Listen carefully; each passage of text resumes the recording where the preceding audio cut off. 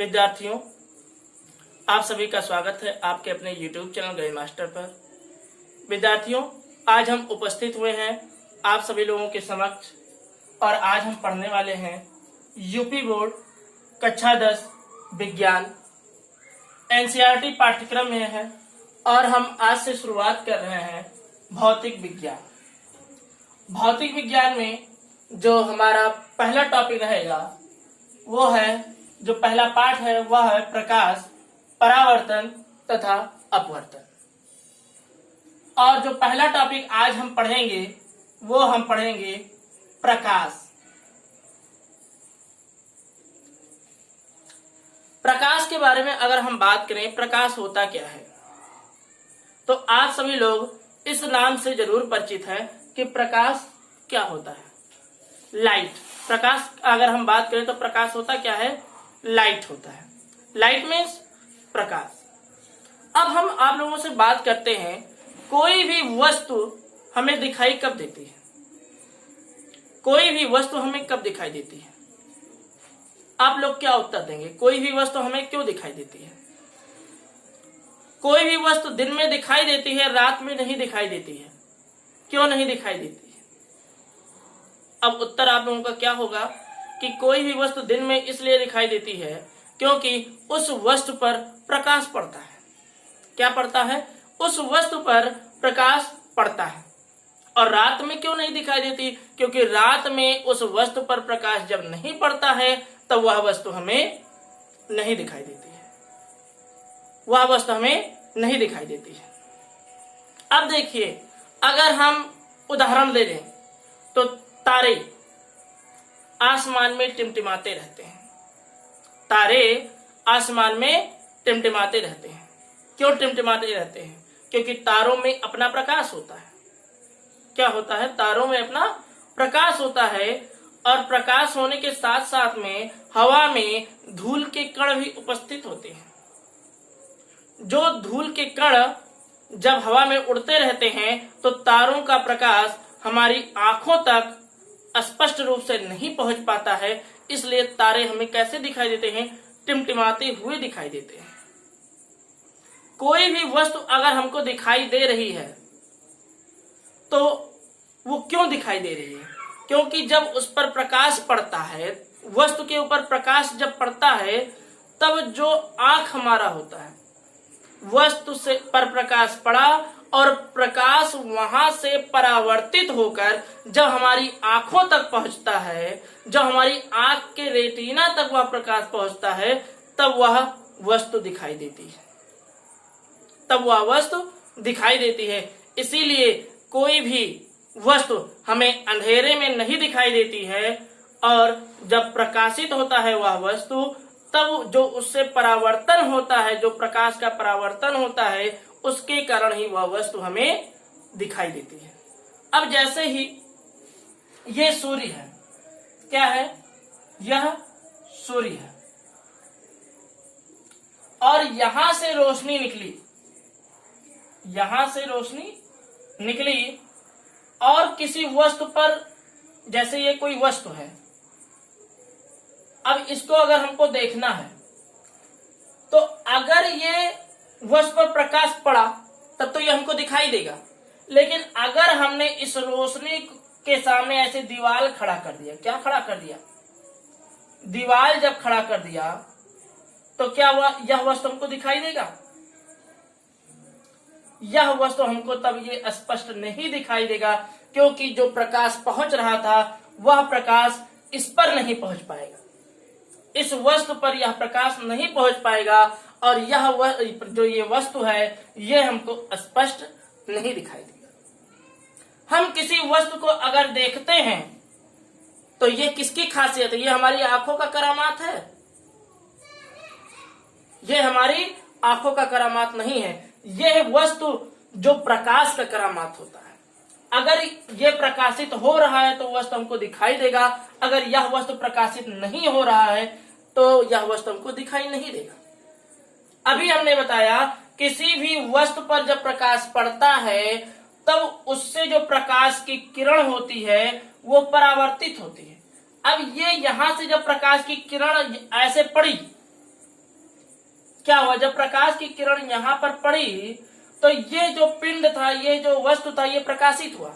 और मान लिया अगर यहाँ पर हमारी आंखें हैं, क्या है, यहाँ पर अगर हमारी आंखें हैं तो ये जो प्रकाशित किरण है ये परावर्तित होकर हमारी आंखों पर पड़ती है, तब ये हमको वस्तु दिखाई देता है, तब यह वस्तु हमको दिखाई देता है। तो ये हुआ हमारा प्रकाश। क्या हुआ, प्रकाश।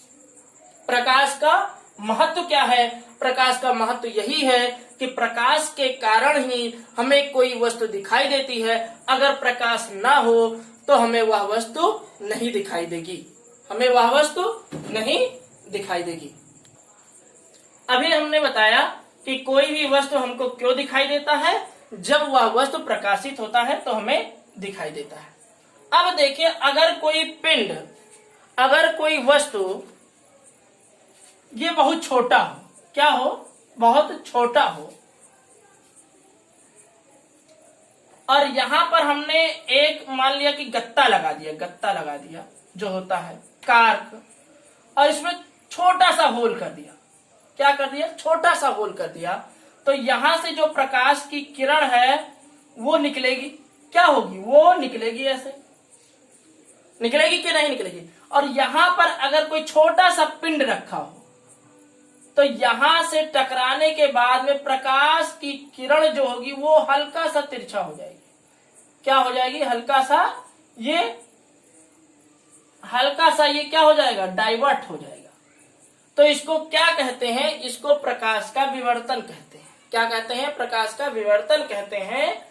और इसको हम आगे बहुत ही अच्छे तरीके से पढ़ेंगे, लेकिन हायर क्लास में पढ़ेंगे, 11th 12th में इसको हम पढ़ेंगे कि प्रकाश का विवर्तन होता क्या है। अब देखिए, जो प्रकाश हो गया, प्रकाश के बाद में जो हमारा नेक्स्ट टॉपिक आता है वो आता है परावर्तन। क्या आता है, परावर्तन। अब देखिए, परावर्तन के बारे में हम आपको बताते हैं कि परावर्तन असल में होता क्या है। जब प्रकाश की किरण आती है और किसी पिंड पर टकराती है, इधर से प्रकाश की किरण अगर आई और इधर टकराई, तो इस सरफेस पर टकराने के बाद में, इस सतह पर टकराने के बाद में वो क्या होती है, परावर्तित होती है। क्या होती है, परावर्तित होती है। अब देखिए, अगर हमने कोई तल ले लिया, क्या ले लिया, कोई तल ले लिया, ये देखिए हमने क्या ले लिया, एक तल ले लिया। मान लिया ये दर्पण है, क्या है, दर्पण। और प्रकाश की किरण जो होती है कब परावर्तित होती है, जब किसी वो स्मूथ सरफेस पर आएगी। किस पर आएगी, चिकने सरफेस पर आएगी। चिकने सतह पर जब वो टकराएगी तभी वो पूर्ण रूप से प्रकाशित होगी, पूर्ण रूप से वो परावर्तित होगी। लेकिन 100% परावर्तित नहीं होगी, 100% परावर्तित नहीं होती, लगभग वो परावर्तित हो जाती। अब मान लिया अगर ये दर्पण है और प्रकाश की किरण जब इसके ऊपर पड़ती है, जब इसके ऊपर क्या होती है, प्रकाश की किरण पर पड़ती है, तो ये क्या हो जाता है, ये हो जाता है आपतित किरण। आपतित किरण, अगर कोई पूछे कि आपतित किरण क्या होता है, तो जब प्रकाश की किरण किसी समतल दर्पण पर, किसी तल पर, किसी सतह पर पड़ती है, तो वो क्या होता है, आपतित किरण होता है। क्या होता है, आपतित किरण होता है, आपतित किरण होता है। और जब इस सतह पर ये टकराई, क्या हुआ, इस सतह पर जब ये टकराई तो यहां से ये क्या हो गई, परावर्तित हो गई। क्या हो गई, परावर्तित हो गई। और जब ये परावर्तित हो गया तो ये क्या हो गया, परावर्तित किरण। क्या हो गया, परावर्तित किरण। क्या हो गया, परावर्तित किरण। आपतित किरण, परावर्तित किरण, इसके बारे में आपने क्लास 9th में पढ़ा है, कक्षा 9 में इसके बारे में पढ़ा है। और देखिए, ये तो हो गया आपतित किरण, ये परावर्तित किरण हो गया। लेकिन जो सीधे निकल जाता है इसको बोलते हैं अभिलंब। क्या बोलते हैं? अभिलंब बोलते हैं। ये क्या है आपका? ये है अभिलंब।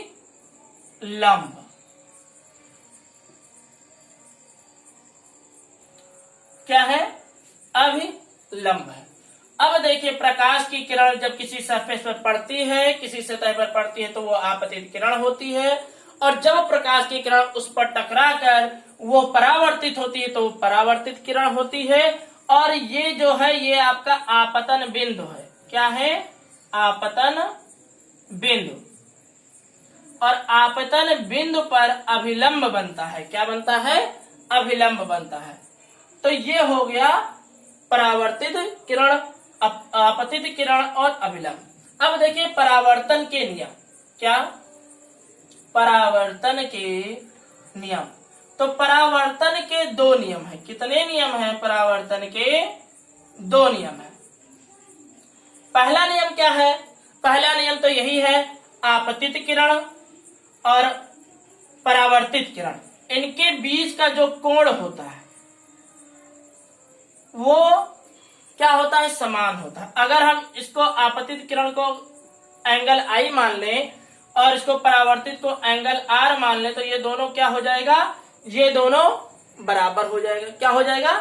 आपतित किरण और अभिलंब के बीच बना कोण, परावर्तित किरण और अभिलंब के बीच बना कोण, ये दोनों कोण क्या होता है?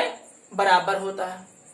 और दूसरे नियम की अगर हम बात करें तो क्या होता है?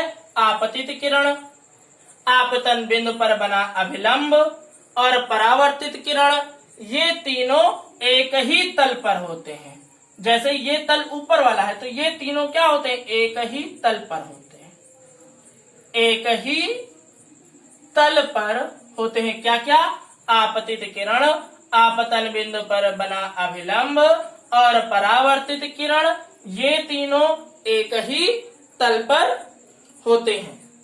तो ये रहे परावर्तन के नियम। परावर्तन का नियम क्या है? पहला नियम, आपतित किरण और अभिलंब के बीच बना कोण, परावर्तित किरण और अभिलंब के बीच का बना कोण, ये दोनों बराबर होते हैं। आपतित किरण आपतन बिंदु पर बना अभिलंब और परावर्तित किरण, ये तीनों एक ही तल पर होते हैं। एक ही तल पर होते हैं। विद्यार्थियों, अब ये तो हो गया हमारा परावर्तन। क्या हो गया? परावर्तन। अब हम बात करते हैं दर्पण की। किसकी बात करते हैं? दर्पण की। दर्पण आप जानते हो क्या होता है? समतल दर्पण होता है। क्या होता है? समतल दर्पण होता है, जो आपने पिछले कक्षाओं में पढ़ा है। समतल दर्पण। समतल दर्पण अगर है और उसके सामने कोई भी वस्तु रखा हुआ है। क्या रखा हुआ है? वस्तु रखा हुआ है। समतल दर्पण के सामने कोई भी अगर वस्तु रखा हुआ है, ये वस्तु है और ये समतल दर्पण है, तो दर्पण के अंदर प्रतिबिंब दिखाई देता है। क्या दिखाई देता है? अगर आप अपने चेहरे को दर्पण में देखते हो तो आपका जो प्रतिबिंब होगा वह दर्पण के अंदर दिखाई देता है। दिखाई देता है। अब यह प्रतिबिंब कैसा होता है? तो यह प्रतिबिंब आभासी होता है। क्या होता है? यह प्रतिबिंब आभासी होता है। और कैसा होता है? यह प्रतिबिंब सीधा दिखाई देता है। क्या दिखाई देता है? यह प्रतिबिंब सीधा दिखाई देता है। प्रतिबिंब आभासी होता है, प्रतिबिंब सीधा दिखाई देता है और दर्पण से जितनी दूरी पर वस्तु रखा होगा, दर्पण में उतनी ही दूरी पर उसका प्रतिबिंब दिखाई देगा। मतलब जो दूरी होती है वह समान दूरी होती है। क्या होती है? समान दूरी होती है। वस्तु दर्पण से जितनी दूरी पर होगा, दर्पण के अंदर वस्तु उतनी ही दूरी पर दिखाई देगा। और कैसे दिखाई देगा? वस्तु और दर्पण के अंदर जो प्रतिबिंब होगा वो दोनों बराबर दिखाई देगा। कैसा दिखाई देगा? बराबर दिखाई देगा। तो ये हो गया हमारा थोड़ा सा रिकैप, जिसको आपने क्लास 9th में पढ़ा है, समतल दर्पण। अब हम जो अगली कक्षा अगला जो होगा हमारा लेक्चर, उसमें हम बात करेंगे गोलीय दर्पण की। समतल दर्पण आप पढ़ चुके थे, गोलीय दर्पण हमको पढ़ना है। आज आप लोग जाइएगा, एक गोल कोई अगर आप में जिससे दाल निकाला जाता है, अगर वो चम्मच लीजिएगा और उसमें आप अपना चेहरा देखिएगा और बार बार आगे पीछे कर कर अगर आप अपना चेहरा देखेंगे तो आपको यह आभास होगा कि ये जो समतल दर्पण होता है वो दर्पण होता है जिसमें हम अपना चेहरा देखते हैं, और अगर किसी गोल चम्मच में अगर हम अपना चेहरा देखेंगे तो कैसा दिखाई देगा। तो हम अपने अगले लेक्चर में उसी गोलीय दर्पण की बात करेंगे। आप लोगों को हमारा यह आज का जो लेक्चर था वो कैसा लगा, इसके बारे में जरूर कमेंट के माध्यम से हमें बताइएगा। अगर वीडियो हमारा ये लेक्चर अच्छा लगा हो तो लाइक करिएगा, चैनल पर नए आए हो तो सब्सक्राइब करके ही जाइएगा।